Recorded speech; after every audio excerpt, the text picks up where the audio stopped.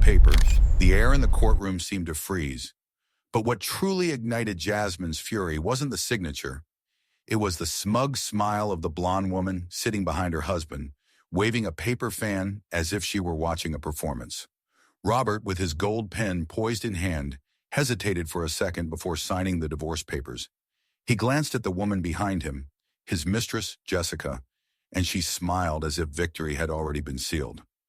"Now Robert can finally live the life he deserves," Jessica said loudly, adjusting her platinum hair with theatrical grace, "with someone who truly suits him."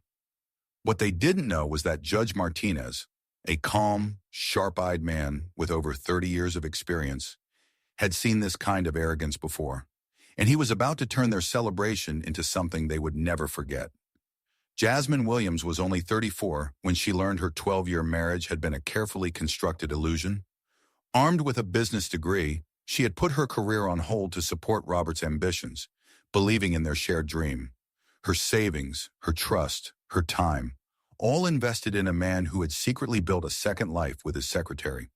The signs had been there: late nights, the unfamiliar perfume on his shirts, and the irritation whenever she spoke about their future.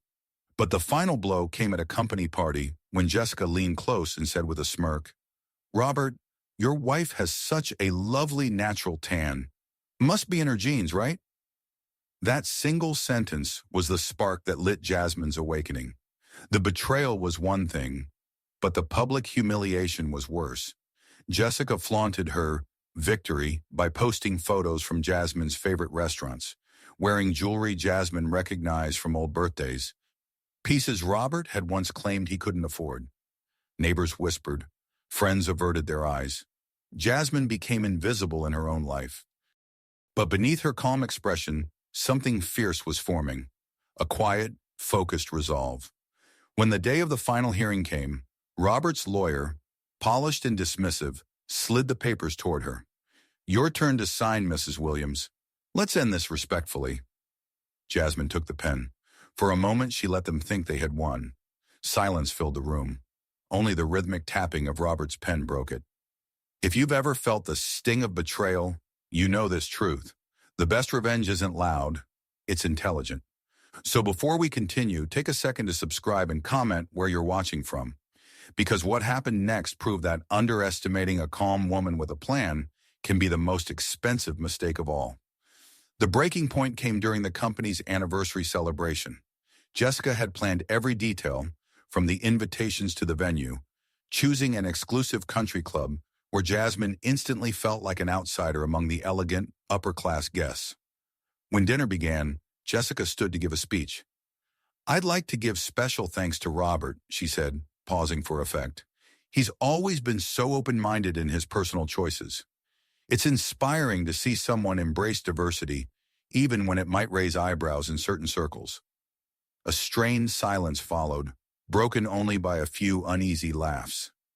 Jasmine could feel the weight of every stare, some sympathetic, others quietly agreeing with the cruel undertone. And Robert? He didn't say a word. He just lowered his eyes and played with his napkin. That night on the drive home, Jasmine confronted him. "Are you really going to pretend you didn't hear what she said?" "You're overreacting," he snapped. "Jessica's professional and smart. Maybe you could learn something from her instead of inventing drama." "Inventing drama?" Jasmine echoed, stunned. "She practically told everyone you lowered yourself by marrying me." "That's not what she said," he replied coldly. "You're twisting things because you're jealous of her education, the way she handles herself in social settings." His words hit harder than any shout could. At that moment, Jasmine realized that the betrayal had started long before the affair. Robert had already chosen his side, and it wasn't hers. The months that followed were a slow, deliberate campaign of humiliation. Jessica began appearing beside Robert in photos from business events. Events Jasmine had been told were not for spouses. When she later saw Jessica's posts from those same nights, candlelit dinners, champagne glasses, romantic captions, the truth became undeniable. When confronted, Robert only shrugged. "This is work, Jasmine. If you can't trust me, maybe the problem isn't me." Then came the final stab. "Jessica understands my business world. She speaks 3 languages, has an MBA, knows the right people. Sometimes I need someone who can properly represent the company. That single word, properly, echoed in Jasmine's mind for days. It was confirmation that in his eyes she would never be enough, not because of her worth, but because she no longer fit the image he wanted to project. The situation reached rock bottom during a meeting at the private school where Jasmine worked as an academic coordinator. Robert arrived with Jessica. In front of the principal, Jessica smiled sweetly. "Of course, I'm not questioning the coordinator's competence," she said, glancing at Jasmine, "but perhaps it would help to bring in outside consultants with more international experience." The principal nodded thoughtfully, clearly considering it. Jasmine sat there powerless as Jessica planted seeds of doubt in the very place where she had built her reputation. After the meeting in the parking lot, Robert dropped the final blow. "Jessica's right. The school could use a bit of modernization. Maybe it's time you looked for something more suited to your profile." "My profile?" "Or," Jasmine repeated, anger rising. "What profile, Robert? Say it." He avoided her gaze. "You know what I mean. Somewhere you'd feel more comfortable." And in that instant, Jasmine saw the truth. She hadn't just lost her husband. She had lost the illusion that love could erase deep-rooted prejudice. Robert wasn't merely in love with another woman. He was ashamed of the one who had once stood by him. But Jessica made one fatal mistake. In her arrogance, she underestimated the woman she was trying to destroy. Jasmine's silence hadn't been weakness. It was strategy.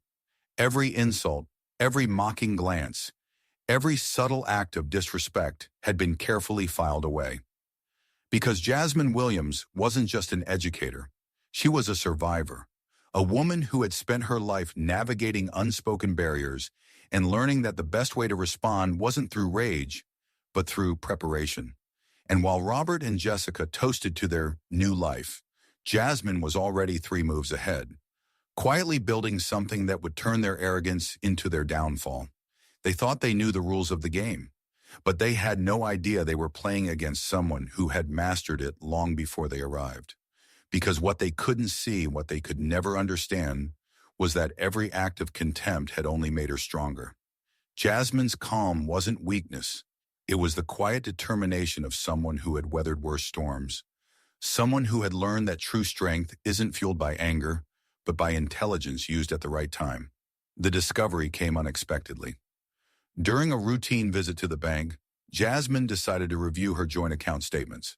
She had noticed a few strange transactions and wanted to understand where the money was going. Robert, conveniently, was away on yet another urgent business trip with Jessica. The bank manager, Mr. Thompson, a polite man who had known the couple for years, seemed oddly uneasy when Jasmine asked about the recent transfers. "Mrs. Williams," he said carefully, avoiding her eyes, "perhaps it would be better if your husband were here to discuss this." "Why?" Jasmine replied firmly. "It's my account too. I have the right to know where our money's going." After a long pause, Thompson sighed and revealed something that made her blood run cold. Over the last 6 months, Robert had transferred more than $200,000 to an account under the name Jessica Martinez. The mistress had even changed her last name to sound more respectable. But that wasn't the worst of it. Robert had secretly opened a personal credit line using their home as collateral, without her knowledge or consent. "There's something else," Thompson added quietly. "Your husband was here last week with divorce documents. He asked how to transfer all assets into his name. He said you had already agreed to sign everything over." The world tilted beneath Jasmine's feet. Robert wasn't just betraying her. He was methodically stripping away everything they had built together, preparing to leave her with nothing. That night, when Robert called from Boston to give his usual excuse, Jasmine's voice was steady. "How's the conference, honey?" she asked gently. "Very productive," he replied. "I'm learning a lot from our partners." What Robert didn't know was that just 2 hours earlier, Jessica had posted a photo of them together, champagne glasses raised in a romantic Miami restaurant. "That's wonderful, Robert," Jasmine said softly. "I'm proud of you." There was silence. He hadn't expected warmth. He had expected confrontation. For the first time, he sounded uncertain. "Jasmine, we need to talk when I get back." "I know," she replied calmly. and I'm ready for our conversation. But Jasmine's preparation wasn't emotional. It was strategic. The very next morning, she made an appointment she never thought she'd need, with a lawyer who specialized in high-stakes divorces and financial fraud. Dr. Patricia Leon's office occupied an entire floor in a downtown skyscraper. Her reputation preceded her, ruthless, brilliant, and especially feared by men who tried to hide assets.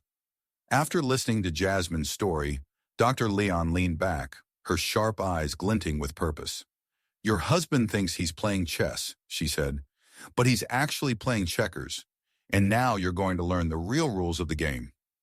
A 45-year-old Latina who had grown up in a tough neighborhood and later graduated from Harvard, Dr. Leon understood exactly the kind of prejudice Jasmine faced.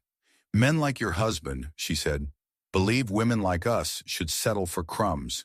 What they forget is, we know hunger better than they do, and that makes us unstoppable." Dr. Leon's plan was simple and devastating. Jasmine would keep playing the role of the heartbroken, submissive wife, while secretly documenting every one of Robert's financial moves. She would let him believe he was winning, encourage his arrogance, until he made mistakes he couldn't undo. "Arrogant men," Dr. Leon said with a calm smile, "always hang themselves. Our job is simply to give them enough rope." And so, Jasmine became an actress. When Robert returned from his trip, she greeted him with a warm smile, a home-cooked dinner, and quiet resignation. "I know we haven't been happy," she said softly. "Maybe it's time to think about what's best for both of us." Relief washed over his face, the kind that comes only when a guilty person believes he's finally won. "Jasmine, you're being so mature about this. I always knew you were special." His words cut like glass, but Jasmine smiled gently. "I just want you to be happy, Robert. Life's too short to pretend." Encouraged by her apparent surrender, Robert grew careless. He began sharing his plans openly, unaware that every word was being quietly recorded, every statement carefully documented. "Jessica was right," he said one evening as Jasmine ironed his shirts. "She made me realize I'd been limiting myself, settling for a life that didn't reflect who I really am." "I see," Jasmine murmured, her movements calm and measured. "Jessica does seem like a very enlightened woman." She kept her tone polite, almost admiring. And as Robert talked, not realizing he was giving her every piece of evidence she needed, Jasmine's quiet smile hid a truth he would only understand too late, that the game he thought he was winning had already been lost. "She is," Robert said with a self-satisfied tone. "She has a broader, more sophisticated worldview. And honestly, Jasmine, I think you'd benefit from a fresh start too.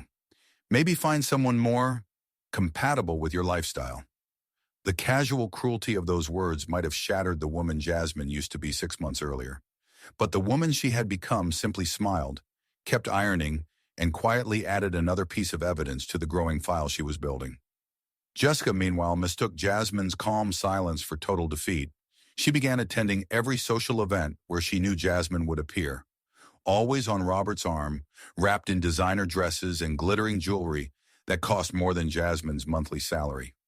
At a school charity gala, Jessica approached her during the intermission, holding a glass of champagne and that same rehearsed smile. "Jasmine, dear, you seem so serene lately. It must be such a relief not to have to pretend anymore." "Pretend?" Jasmine asked, taking a sip of her sparkling water.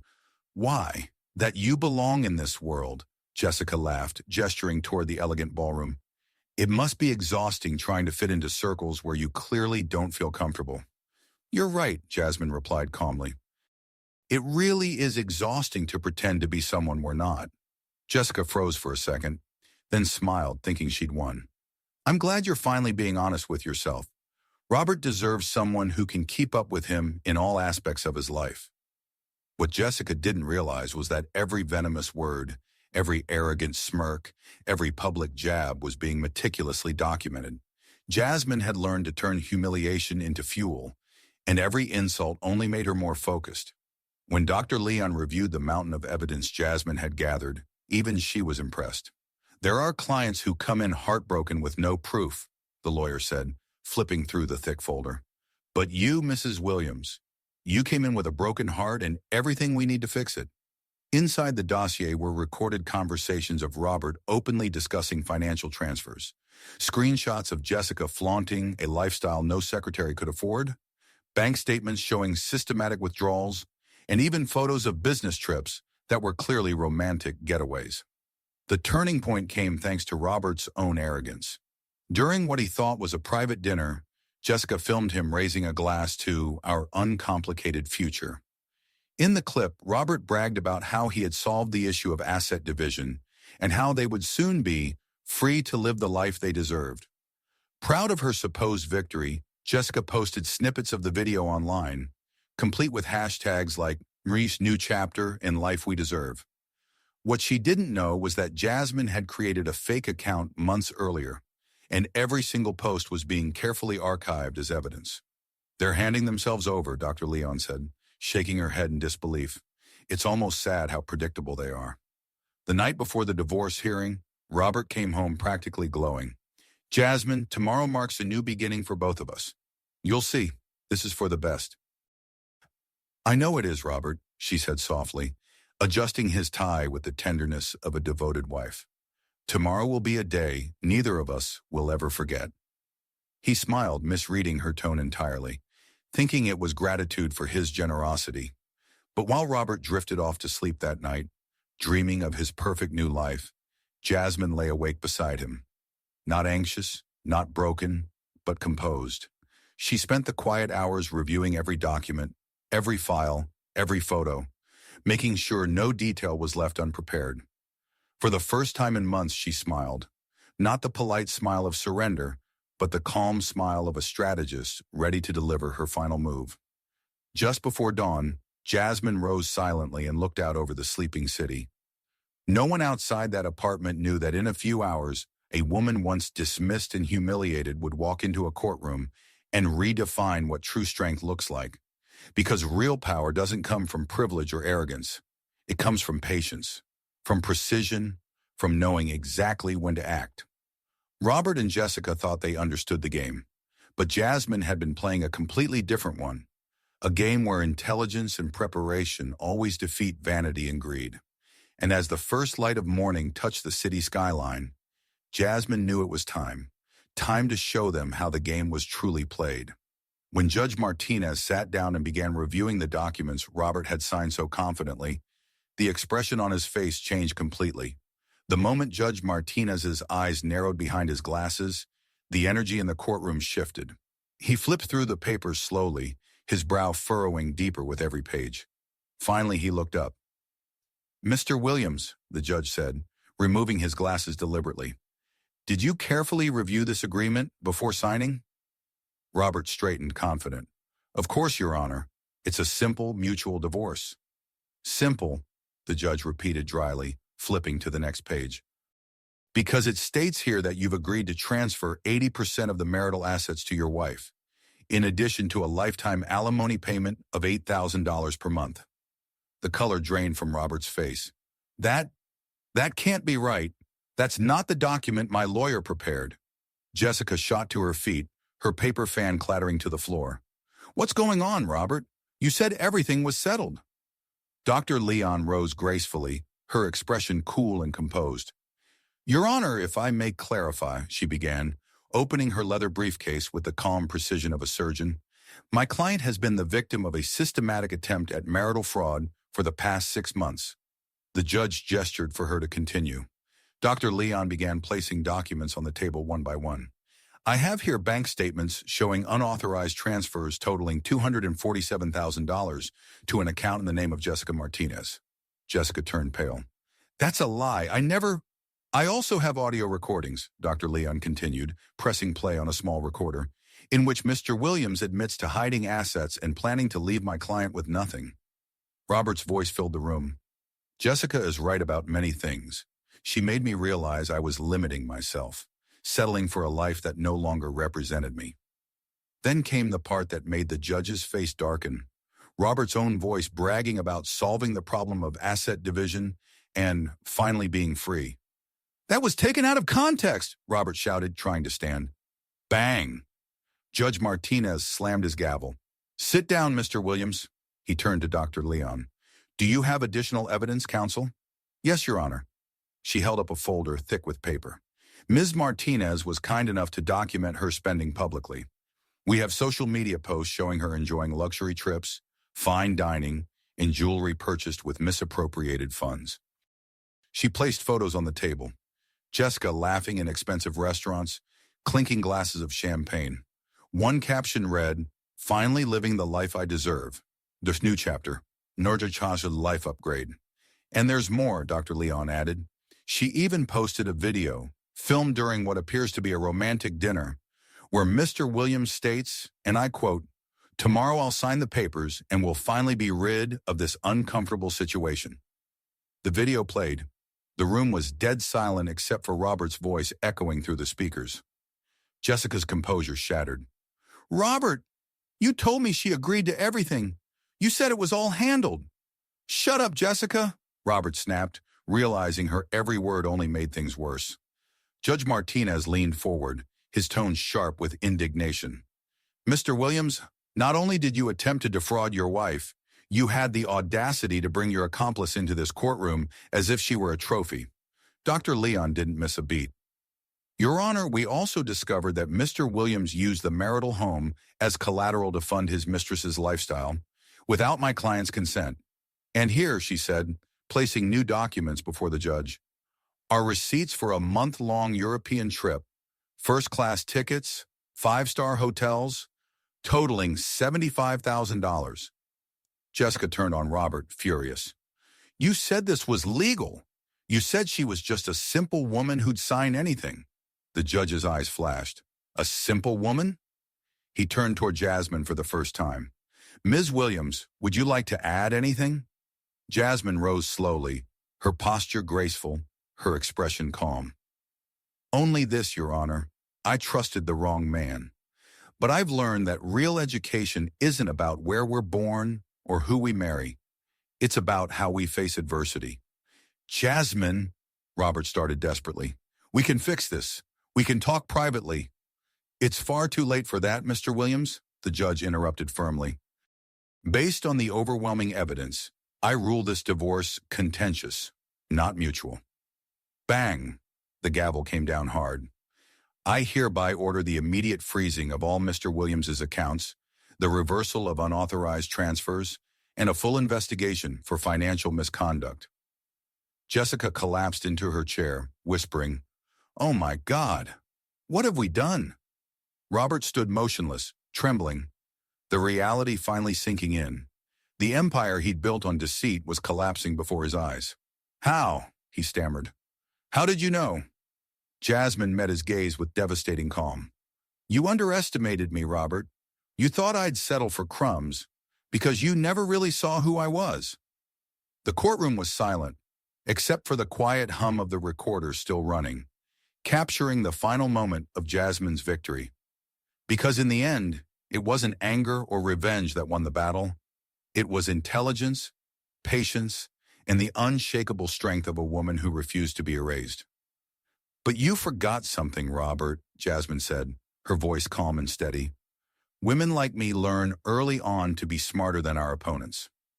Robert's lawyer frantically shuffled his papers, but it was useless. The evidence was airtight. His client had effectively signed his own downfall. "The hearing is adjourned," Judge Martinez declared firmly. "Mr. Williams has 48 hours to return all misappropriated funds, or he will face criminal charges." Jessica broke into uncontrollable sobs. Robert stood frozen, staring at the floor, the reality of his ruin finally sinking in. Jasmine rose, collected her documents, and walked toward the exit beside Dr. Leon. She didn't look back. She didn't gloat. She didn't need to. At the door, she paused only once, turning slightly toward the woman still crying behind her. "Jessica," she said softly, "you were right about one thing. Robert did deserve someone of your caliber. Too bad he found out too late what that caliber really was." The room fell silent. The only sounds were Jessica's muffled sobs and the echo of Jasmine's calm, confident footsteps down the marble hallway. She had turned the greatest humiliation of her life into a victory no one could take from her. But what came next would prove that true revenge isn't about destroying others. It's about building something they could never create. 6 months later, sunlight poured into a sleek downtown office where Jasmine Williams signed a set of new contracts, this time for her own educational consulting firm. The company already had multiple corporate clients and a growing waiting list for its workshops on diversity and inclusion. Ms. Williams, Dr. Leon said over the phone, the final settlement has been approved. You now own 70% of the marital assets, including the house, plus $180,000 in compensation. Mr. Williams will pay $3,500 a month for the next 5 years. Jasmine smiled. Thank you, Patricia, for everything. Robert, on the other hand, had lost it all. His company went bankrupt after investigators uncovered additional fraud. Jessica left him the moment the money dried up. He now lived in a modest apartment, working as a salesman and facing multiple lawsuits. The most ironic thing, Jasmine told her assistant one afternoon, is that he tried to reduce me to stereotypes. But in the end, he exposed exactly who he really was, a weak, dishonest man who mistook arrogance for power. Jessica's story wasn't much better. Unemployed and disgraced after her own recordings went viral, she moved to another city. Her old posts about living the life she deserved became viral memes, a perfect symbol of instant karma. A chance encounter months later, during a networking event, Jasmine stepped into an elevator and found Robert already inside. He looked smaller somehow, his confidence gone. Jasmine, he stammered, I just wanted to say I'm sorry for everything. Jasmine met his eyes calmly. Don't be, she said. You did me a favor. You forced me to discover my true strength. The elevator doors opened. She stepped out, turned once more, and smiled. The best revenge, Robert, isn't watching you lose. It's living a life you could never build. Epilogue. Today, Jasmine lectures at universities and corporate events, teaching others how to transform adversity into opportunity. Her story inspires thousands, proof that dignity, intelligence, and patience always outlast arrogance and deceit. True education, she often tells her audiences, doesn't come from privilege or status. It comes from the ability to turn iron into steel under pressure.